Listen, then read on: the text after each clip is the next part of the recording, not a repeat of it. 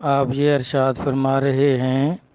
کہ بزرگوں نے بھی فرقے ہی بنائے ہیں، یہ قادری چشتی بھی اسی طرح ہیں جس طرح حنبلی، شافعی، حنفی، بریلوی اور دیوبندی وغیرہ ہیں، تو یہ بھی اسی طرح قادری، چشتی، سہروردی وغیرہ جو ہیں یہ بھی فرقے ہیں۔ کوئی قوالی سنتا ہے، کوئی نہیں سنتا، کوئی ذکر کرتا ہے، کوئی کلمے کا ذکر کرتا ہے، کوئی کچھ کرتا ہے۔ دیکھیں میرا بھائی، فرقے جو ہیں یہ قرآن کی کسی آیت کے انکار سے بنتے ہیں اور کسی طرح فرقے نہیں بنتے۔ آپ اعمال کو دیکھتے ہیں، اعمال سے نہیں عقائد سے فرقے بنتے ہیں کہ ایک فرقے کا ایک عقیدہ ہوتا ہے، دوسرے کا اس کے خلاف ہوتا ہے۔ کسی چیز کو وہ حرام کہتا ہے ایک فرقہ، دوسرا اس کو حلال کہتا ہے۔ جس طرح یہ بریلوی حضرات ہیں، ان کے فتاوی رضویہ میں آپ میرے پیارے بھائی دیکھیں، یہ دیوبندیوں کو گستاخ رسول کہتے ہیں،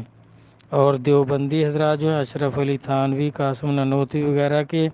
فتاوی جات میں آپ دیکھ لیں، وہ ان کو بریلویوں کو مشرک کہتے ہیں۔ تو اس طرح کسی قادری نے کسی چشتی کو نہ مشرک کہا ہے، نہ گستاخ رسول کہا ہے، اور نہ ہی کسی چشتی نے کسی قادری کو کہا ہے، بلکہ سب نے ایک دوسرے کی تعریف فرمائی ہے۔ جس طرح خواجہ غریب نواز معین الدین چشتی اجمیری قدس اللہ سر عزیز محفل سماعت سنتے ہیں یعنی سنتے تھے، اب بھی چشتی بزرگ سنتے ہیں، تو جب وہ بغداد شریف گئے غوث اعظم شیخ عبد القادر جیلانی قدس اللہ سر العزیز کی ملاقات کے لیے تو تحفہ قادریہ میں آپ دیکھ سکتے ہیں بزرگوں نے لکھا کہ آپ نے وہاں بھی قوالی سنی، اور خود غوث اعظم قدس اللہ سر العزیز نے بھی سنی، اور آپ کو وجد ہوا، دونوں کو وجد کیفیت دونوں بزرگوں کو ہوا۔ انہوں نے نہیں کہا کہ آپ چشتیاں سنتے رہیں، میں تو نہیں سنتا، یہ صحیح نہیں ہے۔ اس طرح فرقے بھائی ایک دوسرے کو جائز ناجائز، حرام حلال میں ان کا فرق ہوتا ہے۔ اسی طرح جو حنفی ہیں، یہ امام ابو حنیفہ صاحب فرماتے ہیں کہ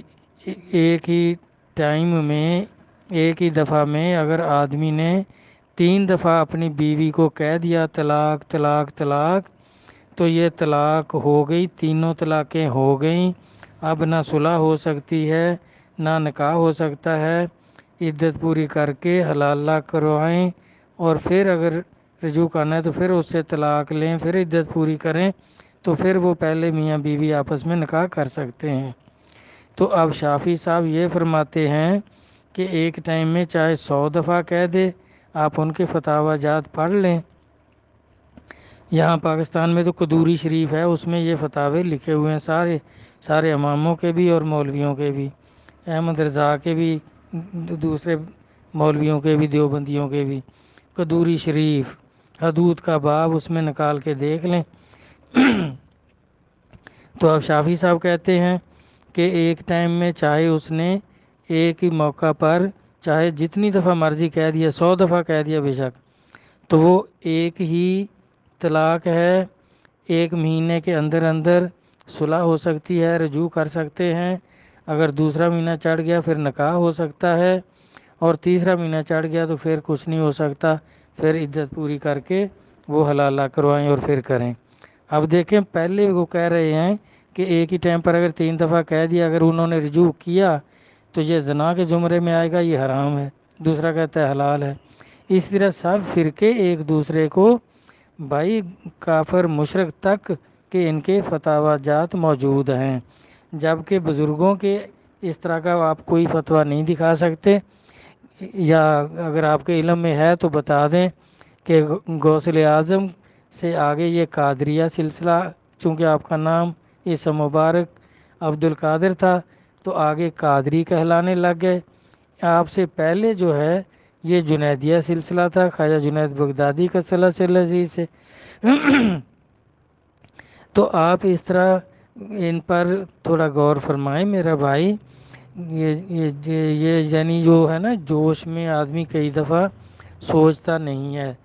تو ان میں اولیاء کرام میں اور یہ علماء کرام میں بہت فرق ہے۔ انہوں نے فرقے بنائے ہیں سب مولویوں نے، اور وہ ایک دوسرے کو کافر مشرک تک کہتے ہیں، اور قرآن پاک کی کئی آیات کا وہ انکار کرتے ہیں۔ اگر آپ کے پاس موجود ہو تو حرمت سجدہ تعظیم احمد رضا خان صاحب اعلیٰ حضرت کی کتاب ہے، اس کے 72 صفحے پر آپ دیکھ سکتے ہیں کہ وہ فرما رہے ہیں کہ حدیث جو ہے وہ قرآن پاک کی آیت کو منسوخ کر سکتی ہے، جبکہ مشکوٰۃ شریف پہلی جلد میں نبی علیہ الصلوۃ والسلام فرماتے ہیں میرا کلام اللہ کے کلام کو منسوخ نہیں کر سکتا، اللہ کا کلام میرے کلام کو منسوخ کر سکتا ہے۔ اور 104 صفحے پر یہ حضرت قلم طراز ہیں کہ یہ سورہ یوسف میں ہے، سورہ آیت نمبر 100، سورہ یوسف آیت نمبر 100 اور آیت نمبر 4، یہ حضرت اپنے 104 صفحے پر حرمت سجدہ تعظیم کی کتاب میں ان دونوں آیات کا انکار کرتے ہیں۔ اس طرح قرآن کے انکار سے فرقے بنتے ہیں تو پھر وہ صحیح نہیں ہے، پھر ان کے بارے میں اللہ اور اللہ کے رسول نے فرمایا کہ یہ سارے فرقے دوزخی ہیں، یہ بزرگوں کے سلسلے ہیں، یہ فرقے نہیں، کیونکہ انہوں نے کسی نے بھی ایک سلسلے کے بزرگوں نے دوسرے سلسلے کے بزرگوں کو کافر مشرک یا گستاخ رسول نہیں فرمایا، اور نہ انہوں نے کسی بھی قرآنی آیت کا انکار کیا ہے، سارے قرآن کو مانتے ہیں، پورے کے پورے قرآن کو مانتے ہیں۔ تو اس لیے میں نے عرض کر دیا، بہتر علم تو آپ کا ہے، آپ مزید رہنمائی فرما دیں۔ السلام، اللہ حافظ۔